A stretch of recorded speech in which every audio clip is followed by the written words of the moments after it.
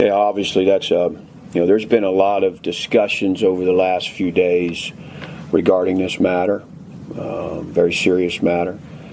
And there's certainly internal program consequences at play, measures at play. And then the university's policy, the athletic department policies, we're committed to seeing that out. And as far as his play this weekend, that's yet to be determined. Yeah, we removed his captain status with the opportunity to earn it back. And with that, welcome back into another episode of Kolby's Corner live here on August 26th, Tuesday, August 26th, here from Blacksburg, Virginia. That was Coach Pry, obviously talking about the situation with starting linebacker Caleb Woodson. But before we jump into that, I just want to first start off and appreciate everyone for all the support on the show. Make sure to follow me on X at Kolby_Crawford and subscribe to the channel for more content as we continue rolling through fall camp. But obviously, the biggest elephant in the room and the biggest news of the day was obviously starting linebacker Caleb Woodson and the announcement of his arrest with the DWI. Shout out to Evan G. Watkins being first and the most accurate initially on the story of Caleb Woodson's arrest this morning. Initially had heard some things over the weekend had went down. And if you go subscribe over at vtscoop.com, you're getting those scoops and news before anyone else, any other outlet out there. And yeah, so shout out to Evan for getting that out there. But yeah, definitely not the best thing you want to hear heading into fall camp, outside of fall camp and into the first game week, is your starting linebacker getting obviously arrested with the DWI. So he was arrested late Saturday night after stemming, obviously going out Friday night. And then it stems from, obviously, when this record comes out, you go back and you look through the other records of having past reckless driving in July and a prior speeding ticket, both going 96 miles an hour, another one in 2024. And then obviously, as you just saw in that opening clip last week, we talked about on this show, everywhere Caleb Woodson all through camp has really taken that step as a leader, as someone who has asserted himself as someone that the rest of the defense can look to. And Pride just laid it out right there. His captain status has obviously been revoked, something he can probably earn back through different channels, like Pride said. I'm sure there's going to be obviously some internal consequences that won't be the most ideal situation for Caleb, but it's obviously a really tough situation, a very, very serious matter, as Brent Pry noted on there. Anytime you're dealing with that behind the wheel of a motorized vehicle, it's a very, very touchy subject and something not to take lightly. Now, with all that said, we talked to Kyron Drones and Kelvin Gilliam after, and obviously they had the targeted media approach to say whether or not he's going to play, sort of touching on that. Now, we've received intel that it looks like it's probably a pretty good standing that he's going to play this Sunday. Obviously not confirmed yet, but it's definitely leaning that way, that he's still going to go out there and roll. But there definitely will be consequences down the line for this in many different facets. It's, a lot of people said so much for having a quiet fall camp, and then you sort of get this, someone obviously who's going to play a major factor in the defense with a big time off the field issue right before the season. Speaking on the depth chart with him, he was listed with an or next to transfer linebacker Antoine Santiago. Obviously, if this situation probably doesn't go down, there's not an or designation there. So definitely some question marks there. But right now, with the latest intel we're hearing, it looks like he will still be good to go this weekend. Like I said, still up in the air, but it's definitely leaning that way. So yeah, just a really tough situation. Obviously, something that you don't want to happen, you want to avoid, and it's really tough when it's coming from one of the leaders in the locker room because it trickles down. You heard from Kelvin Gilliam. He talked to obviously Caleb and said there's a beauty where you can learn something from every lesson, and this is definitely a big learning lesson, something that you don't want to happen in the public eye, but it's just the nature of the beast right now. So his status is definitely still left to be determined, as you heard from Pry and everyone, but with reports, it's sounding like he'll still be ready to rock this weekend. Some other notes, got confirmation this morning that Keelan Brody-Adams is not going to be traveling to Atlanta, the wide receiver, and that was sort of confirmed on the depth chart when he wasn't listed there, obviously coming back off-season surgery. It looks like he's not quite there yet. Maybe we'll give it a go against Vanderbilt, maybe closer to that week 3 window when he can go out there and roll it out there. And we'll talk about that a little bit later in some of the other depth chart and guys taking advantage of guys ahead of them being hurt. When you talk about a Chance Wiggins, a Brody-Adams, really Takai Heath, Tucker Holloway sort of taking advantage of those injuries ahead of them and making the most of it. Also, some other nicks and bruises along that offensive line. You saw some shifting on the offensive line on the depth chart.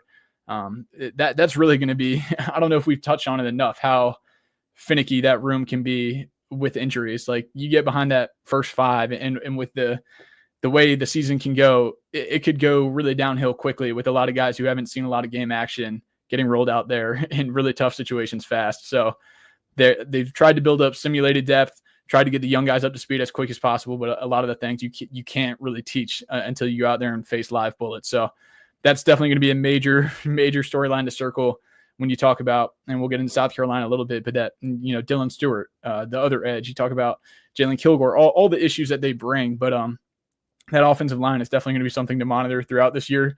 Once you get behind that five, however they roll out that front five, that back five dealing with injuries and other things and just lack of game experience is going to be a big issue. But obviously, like just touching on off the top, the biggest major news of the week is going to be Caleb Woodson and what that punishment will be moving forward, how that will get handled, and some situations there. Obviously, some details have unfolded from that, but just a really tough situation and the biggest team news of the day. But make sure for all those updates through camp, stay tuned into vtscoop.com for updates on off the field, on the field, everything in between for game weeks and throughout this entire season. But obviously the depth chart also got rolled out today. So touching into that a little bit, we talked about the offensive line shakeup. Tomas Rimac was lifted at left guard, and we maybe heard some of this. Now, throughout camp, honestly, we were all under the impression that it was going to be that same five that had been out there. But, I mean, with Dylan Stewart, I mean, it causes such a matchup problem. I wanted to ask Pry today, obviously coaching so many really great ends, specifically, obviously, like a Michael Parsons guy. How do you really change your game plan for that? And we talked to Matt Moore tomorrow on Wednesday. I'm going to try and go live here again tomorrow and see sort of what his thinking was with that, with rolling, obviously, Johnny Garrett, and then maybe a more experienced left guard, Tomas Rimac, with a lot of snaps over there to go up against a guy like Dylan Stewart. Obviously, probably going to chip him a lot throughout that game.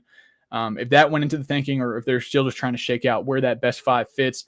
Montavious Cunningham was over at right tackle. Probably was like, well, that's a guy who's got a lot of snaps at tackle.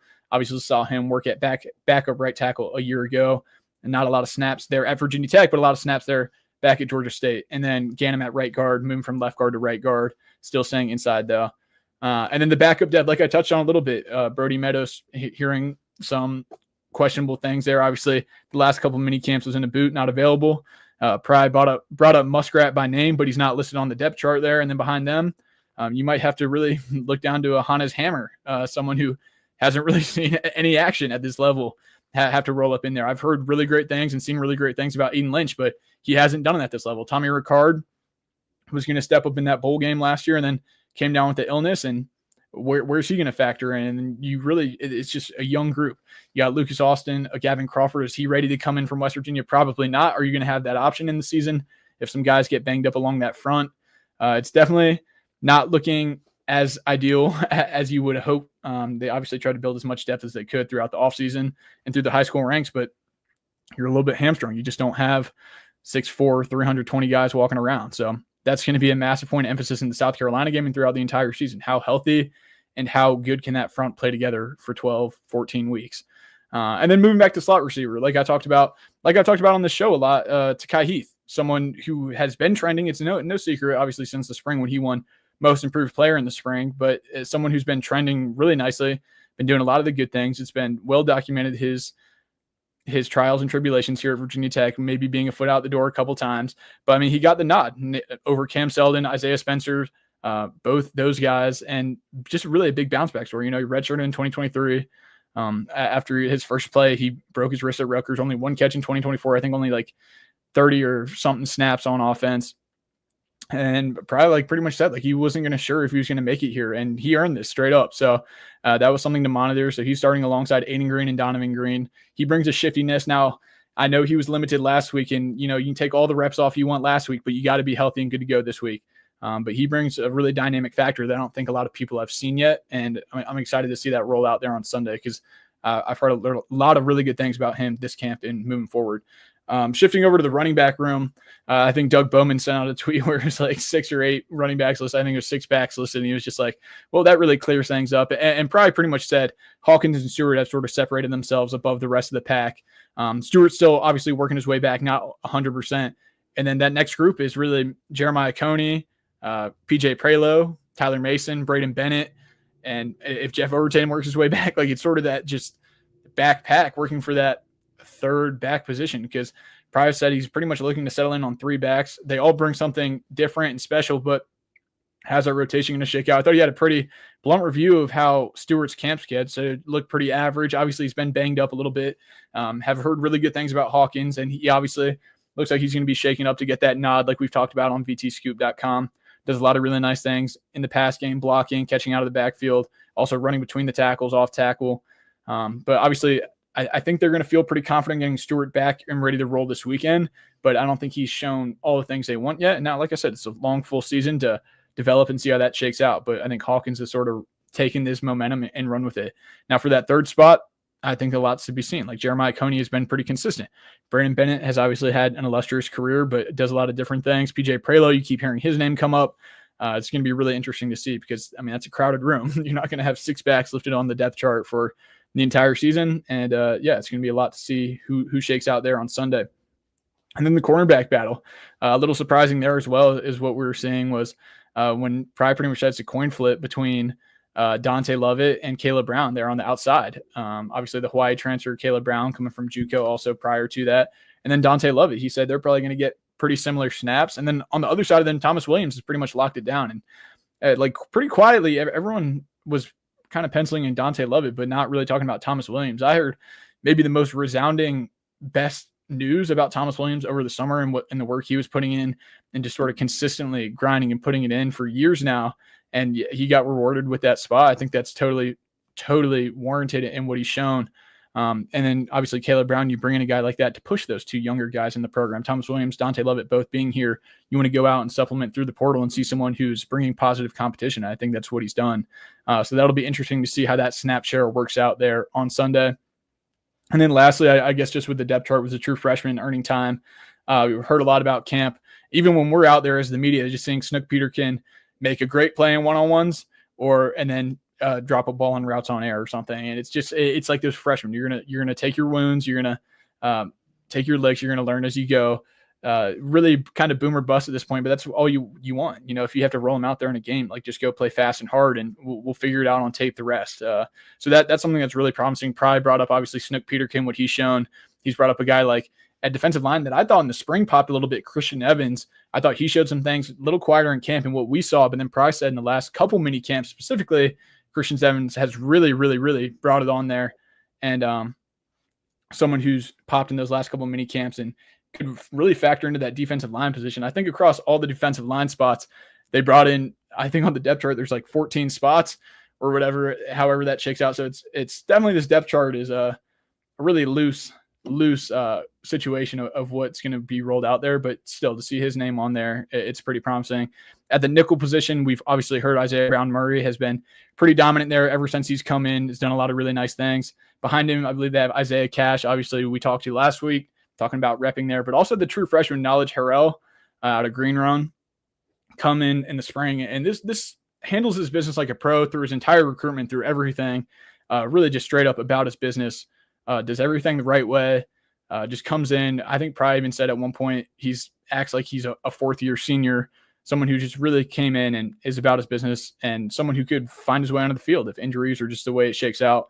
And then lastly, like I said, that cornerback position, you bring in a guy like Caleb Brown, but it's pretty young. So like another true freshman that you brought up was JoJo Krim could go and see time there at corner realistically. So definitely a lot of competition in that cornerback room, a lot of young guys pushing the older guys and sort of getting them along. Just a little bit of South Carolina talk. We're going to talk to Pry tomorrow, and I'll jump more into this later in the week. But he was obviously very complimentary of Lenore Sellers and all that he can do. Said the hype is real. Obviously bringing the dual threat ability, tough to tackle. Kelvin Gilliam said obviously they're going to try and bracket him, keep him inside the pocket. You don't want him to go out there and use his legs with that. Probably touched on the respect obviously he has for Shane Beamer, the legacy with everything that's going to happen with Frank pregame. And then he also talked about on the defensive side of the ball, the players that have Jalen Kilgore. I think he was referencing when he talked about the safety. I think Kilgore plays nickel for the Gamecocks, but when Price says one of the best safeties thing, I think he was referencing Jalen Kilgore, a guy who just a really dynamic ball player. And then obviously you have Dylan Stewart. And that's sort of what I was touching on earlier when you talk about a guy like Dylan Stewart, where maybe that's why you even shifted your offensive line around a little bit to match up with a guy like that because he's been such just a matchup nightmare. for obviously in the past. And like, Johnny Garrett, he's going to have his hands full, obviously going up against Dylan Stewart. So you may be bringing in more experienced guy, Tomas Rimac, to play next to him over there, which is definitely something to look at. It's going to be a really tough test there. Those are a couple guys that Pry brought up. And then just lastly, on the recruiting front, obviously still working through some senior evals. There's an announcement coming here soon for a target for Virginia Tech. Looks like they're going to miss out on. You can go check that out over on vtscoop.com. But someone that maybe looked like they had a silent commitment for there for a little bit and then just going to go the other way here. So definitely still some things to be seen in the 2026 recruiting class, some things to be seen with the 2025 depth chart heading into South Carolina. With that here, I'll try and get to some questions. Is there any talk about Woodson potentially playing Sunday, stripping his captain status and other specific punishments enough? Like I sort of touched on at the top, it sounds early reviews here just from sourcing and seeing what we're saying. It looks like he will probably most likely play this Sunday. Obviously, there was a coordinated media talk for Pry to say still working through that. Obviously, for Tel Kyron and Kelvin Gilliam to say whether or not he plays. It sounds pretty positive, like he's going to play this weekend. Now, obviously, there will be some punishment down the line, but it doesn't sound like that's going to be levied this weekend, or at least so strictly to the point that he won't play the entire game. At this point, that's what we're hearing. Feel pretty confident behind that right now. Things could change, obviously, due process, but as of right now, that sort of sounds like it's going to shake out. Is stripping his captain status enough and other specific punishments enough? I'm not sure. I mean, that's obviously that comes down to Brent Pry, higher administration. That comes down to whatever the university wants to do, because at the end of the day, this can become a university issue. So lots to be seen. Like I said, really not the best stain, negative stain here right before the start of the season with a really, really impact player and obviously someone who is going to lead the defense specifically. Touching on it, I knew they were going to try to make sure Caleb Spencer was on the field with Sam linebacker Jordan Bass is next. So yeah, I mean, definitely that SLB position, when you look at a guy like Caleb Spencer, Christian Ellis, and James Jeanette, really kind of three different guys. I don't know what that defense is going to roll out in. Obviously, James Jeanette can line up at the edge and rush the passer. Christian Ellis could act as that third safety. Caleb Spencer can sort of be that in-between extra linebacker on the field. So like I said, this depth chart is great, but there's a lot of still question marks intertwined with it. But those are kind of just the biggest updates from the day. Make sure to stay tuned into vtscoop.com. I know I keep wearing you guys out by saying that, but just all the updates. Like we heard some murmurs over the weekends that maybe something was coming out. We got confirmation this morning and the first on it. Shout out, like I said, again, to Evan G. Watkins for getting that out. First timely with the scoop on obviously Caleb Woodson, the DWI. And then obviously with Keelan Adams looking like he's not going to travel down to Atlanta. We're going to have a bunch of scoops here this game week. Make sure to stay tuned in over there. A bunch of really cool.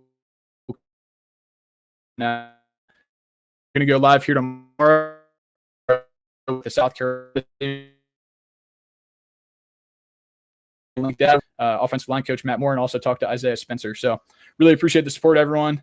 Still trying to work through some kinks of technology and everything, but I really appreciate everyone tuning in, and hopefully that was valuable. So everyone have a great Tuesday.